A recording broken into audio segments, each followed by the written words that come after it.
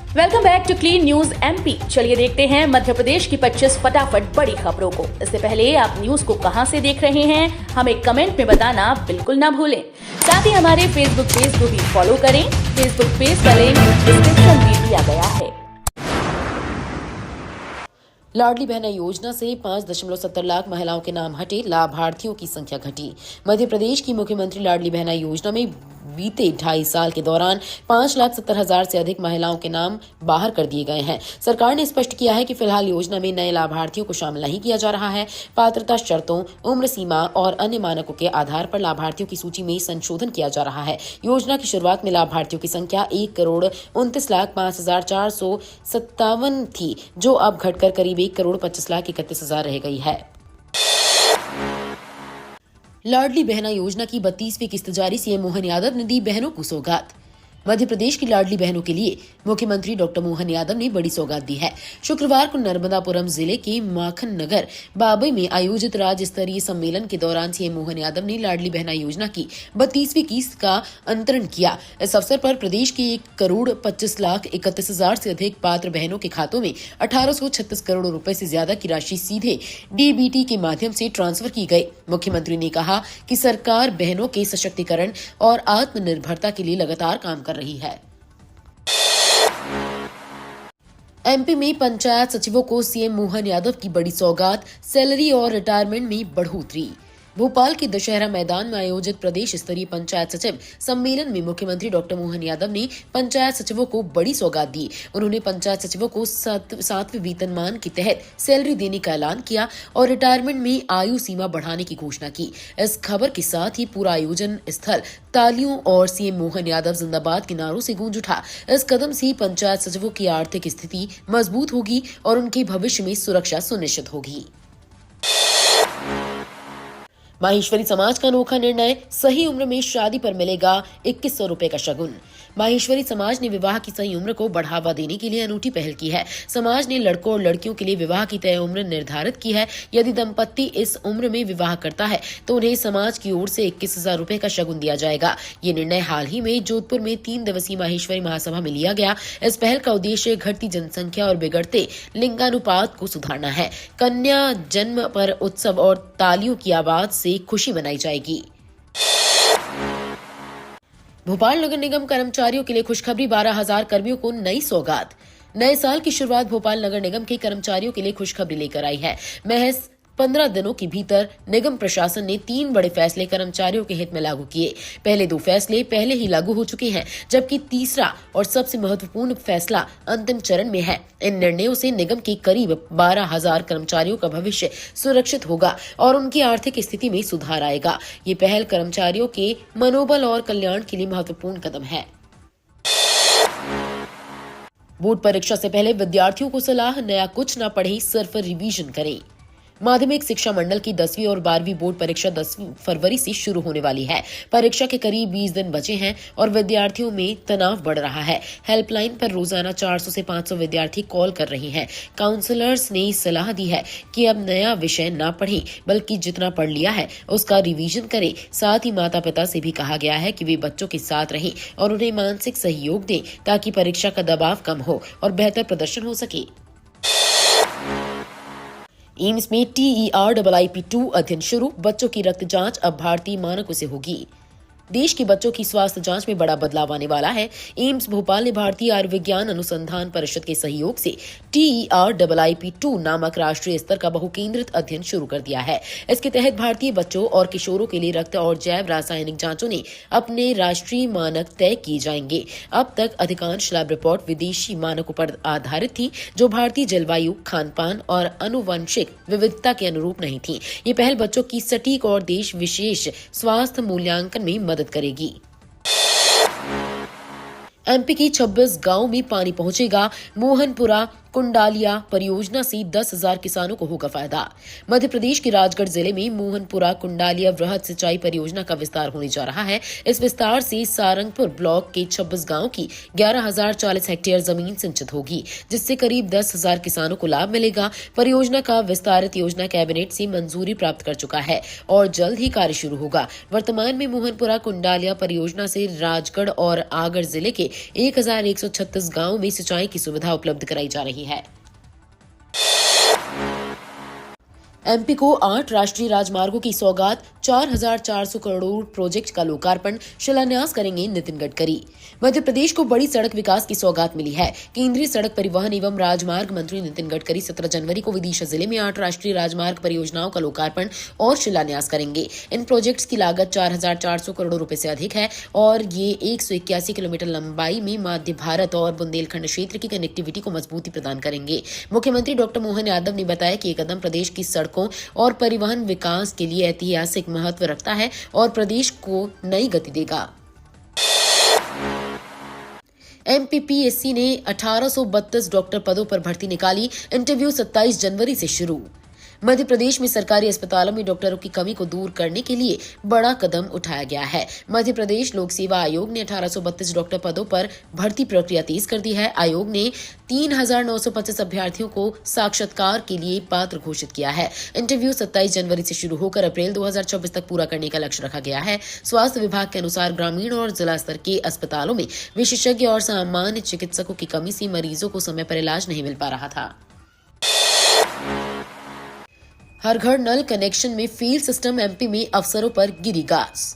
मध्य प्रदेश में हर घर नल जल योजना के तहत तय लक्ष्य पूरे नहीं होने पर बड़ी कार्रवाई की गई है। प्रमुख सचिव लोक स्वास्थ्य यांत्रिकी पी नरहरि ने लापरवाही बरतने के मामले में 3 अधीक्षण यंत्रियों और 13 कार्यपालन यंत्रियों को कारण बताओ नोटिस जारी किया है।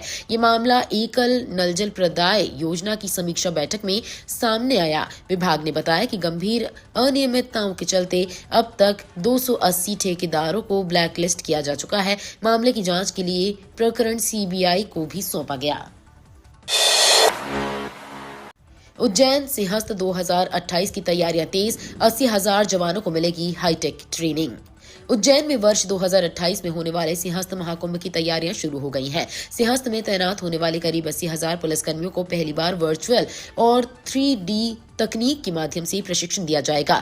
22 किलोमीटर लंबे शिप्रा घाटों का डिजिटल प्रशिक्षण कराया जाएगा, जिसमें स्नान पर्व, आपात स्थिति और श्रद्धालुओं के व्यवहार पर विशेष ध्यान रहेगा। पुलिस मुख्यालय ने इसके लिए विशेष मॉड्यूल तैयार किया है। प्रशिक्षण की शुरुआत 5,000 आरक्षकों से होगी। साथ ही भीड़ प्रबंधन और अफवाहों से निपटने भी ट्रेनिंग दी जाएगी। भोपाल में महाभारत का सजीव अनुभव, 9 दिन तक कला और संस्कृति में दिखेंगे प्रसंग। भोपाल में अगले 9 दिनों तक महाभारत की गाथा को देश भर की कला और सांस्कृतिक विधाओं में प्रदर्शित किया जाएगा। वीर भारत न्यास के इस आयोजन में नृत्य, संगीत, रंगमंच और चित्रकला के जरिए कौरव पांडव के हर प्रसंग को सजीव रूप में प्रस्तुत किया जाएगा। युद्ध नीतियां और चरित्रगत संघर्ष कैनवास और मंच पर जीवंत होंगे। ये समागम महाभारत की शिक्षाओं और सभ्यता पर इसके प्रभाव को आम जनता तक पहुंचाने का अनोखा अवसर है, जो बच्चों और बड़ों दोनों के लिए ज्ञान और मनोरंजन का स्रोत बनेगा। मध्य प्रदेश में शादी के बाद रहने वाली इंटर स्टेट महिलाएं अब आरक्षण का पूरा लाभ लेंगी। Madhya Pradesh high court Indore bench ने उच्च माध्यमिक शिक्षक भर्ती मामले में बड़ा फैसला सुनाया। कोर्ट ने कहा कि शादी के बाद मध्य प्रदेश में रहने वाली इंटर स्टेट महिलाएं अब अप्रवासी नहीं मानी जाएंगी। यदि उनकी जाति और वर्ग दोनों राज्यों में मान्यता प्राप्त आरक्षित श्रेणी में आते हैं तो उन्हें मध्य प्रदेश में सेवा और आरक्षण से जुड़े सभी लाभ मिलेंगे। ये आदेश महिलाओं के रोजगार अधिकारों और आरक्षण सुरक्षा को सुनिश्चित करता है और उनके भविष्य को मजबूत बनाएगा। एमपी की नई इंदौर दाहोद रेल लाइन अंतिम चरण में, 4 स्टेशन तैयार, जल्द शुरू होगा ट्रायल। मध्य प्रदेश की इंदौर दाहोद नई रेल लाइन का काम अंतिम चरण में पहुंच गया है। पश्चिम रेलवे के अधिकारियों ने पीथमपुर स्टेशन सहित टीही से धार तक चल रहे निर्माण का निरीक्षण किया। 4 स्टेशनों का निर्माण पूरा हो चुका है और बचे हुए कार्य मार्च के अंत तक पूरा करने के निर्देश दिए गए हैं। इसके बाद इस रेलखंड पर ट्रायल रन की प्रक्रिया शुरू की जाएगी। नई रेल लाइन शुरू होने के बाद यात्रियों को इंदौर और दाहोद के बीच बेहतर और तेज परिवहन सुविधा मिल सकेगी। सोने की बजाय चांदी में बढ़ा निवेशकों का रुझान, भाव 3,000 रुपए बढ़कर 2,71,500 प्रति किलो।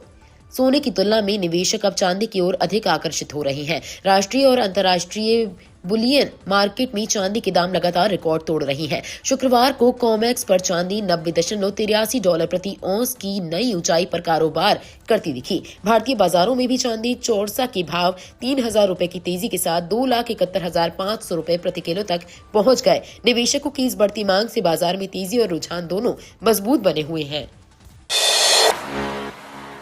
जनगणना से पहले मध्य प्रदेश के आदिवासियों में हिंदू न होने का भ्रम फैला रही कांग्रेस। मध्य प्रदेश में जनगणना से ठीक पहले कांग्रेस पार्टी आदिवासियों के बीच भ्रम फैलाने की कोशिश में जुटी है। पार्टी नेता आदिवासियों को अलग धर्म कोड अपनाने की अपील कर रहे हैं और उन्हें धर्म के कॉलम में स्वयं को हिंदू न बताने का सुझाव दे रही है। राज्य विधानसभा में नेता प्रतिपक्ष उमंग सिंघार द्वारा पहले की गई गर्व से कहो हम आदिवासी हैं, हिंदू नहीं की अपील के बाद ये प्रयास और तेज हुआ है। इस कदम को लेकर राजनीतिक हलचल बढ़ गई है। कूनो से ग्वालियर तक बढ़ी चीतों की चहलकदमी, हाईवे पर सुरक्षा बढ़ाई जाएगी। श्योपुर के कूनो नेशनल पार्क में बसाए गए चीते अब ग्वालियर मुरैना हाईवे तक चहलकदमी कर रही हैं। कुछ चीते लंबे समय से ग्वालियर मुरैना क्षेत्र में ही देखे जा रहे हैं। हाईवे पार करते समय पहले ही एक चीते की मौत हो चुकी है। वन विभाग ने हाईवे पर सुरक्षा बढ़ाने की तैयारी शुरू कर दी है। NHAI को प्रस्ताव भेजकर रेलिंग, स्पीड कंट्रोलर और ऑटोमेटिक कैमरों की मांग की जाएगी। इस कदम से चीतों और वाहनों दोनों की सुरक्षा सुनिश्चित होगी।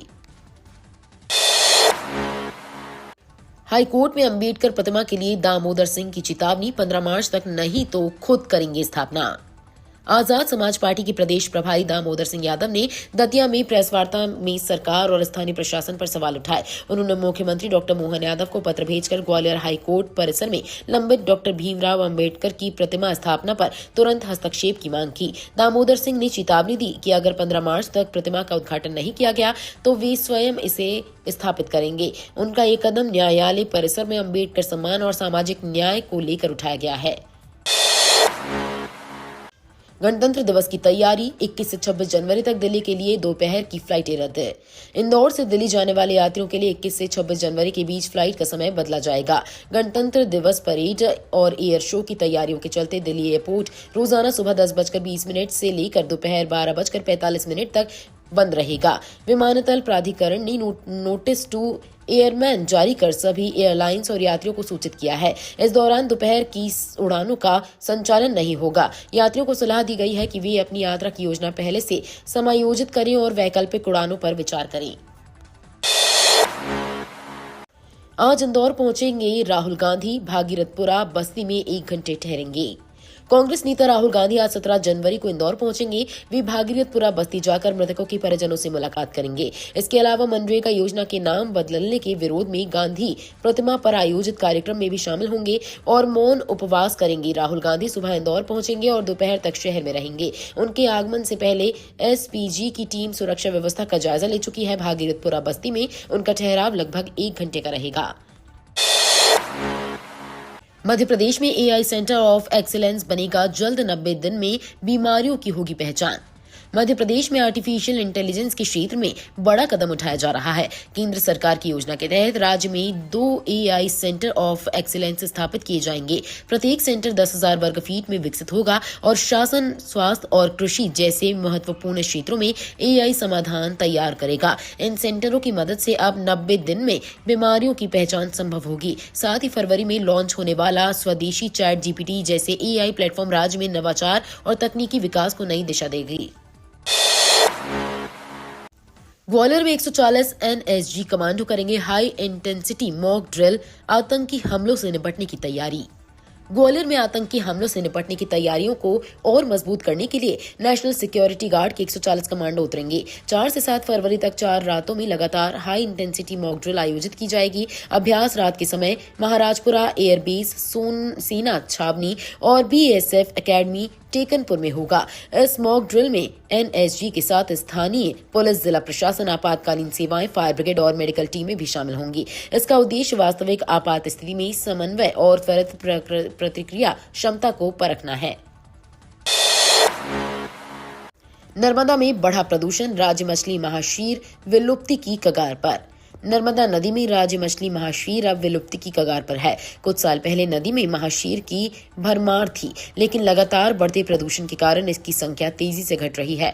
महाशीर साफ, बहते और मीठे पानी में जीवित रहती है। 1950 में महाशीर की संख्या लगभग 30% थी, जो अब घटकर केवल 2% रह गई है। जल संरक्षण और प्रदूषण नियंत्रण के प्रयासों के बावजूद महाशीर के अंडे पानी में दिखाई नहीं दे रहे हैं, जिससे इसके अस्तित्व को गंभीर खतरा है। एमपी नर्सिंग शिक्षा में एम्स मॉडल, अब हाईटेक प्राचार्य गढ़ेंगे भविष्य की नर्सिंग। मध्य प्रदेश की सरकारी नर्सिंग कॉलेजों में पढ़ने वाले छात्र छात्राएं अब केवल किताबों तक सीमित नहीं रहेंगे। राज्य सरकार और एम्स भोपाल ने मिलकर एक मास्टर प्लान तैयार किया है, जिसके तहत नर्सिंग छात्रों को आधुनिक मशीनों के संचालन और गंभीर मरीजों की देखभाल में दक्ष बनाया जाएगा। इस योजना के अंतर्गत एम्स भोपाल के विशेषज्ञ प्रदेश के सरकारी नर्सिंग कॉलेजों के प्राचार्य और शिक्षकों को हाईटेक मेंटर के रूप में प्रशिक्षित करेंगे। भोपाल में 18 जनवरी को होगी ओबीसी एससी एसटी संयुक्त मोर्चा की आम सभा। भोपाल में 18 जनवरी 2026 को ओबीसी एससी एसटी संयुक्त मोर्चा के आह्वान पर एक ऐतिहासिक और विराट आम सभा का आयोजन किया जा रहा है। यह आम सभा संविधान प्रदत्त सामाजिक न्याय, समानता और अधिकारों की रक्षा के लिए उद्देश्य से आयोजित की जा रही है। मोर्चा का कहना है कि मध्य प्रदेश में ओबीसी, अनुसूचित जाति और अनुसूचित जनजाति के हक अधिकारों पर लगातार कूठाराघात हो रहा है और महापुरुषों के सम्मान के साथ साथ संवैधानिक मूल्यों की अनदेखी की जा रही है। तो ये थी आज की 25 फटाफट बड़ी खबरें। अगर आपको न्यूज पसंद आई हो तो वीडियो को लाइक और शेयर जरूर करें। धन्यवाद।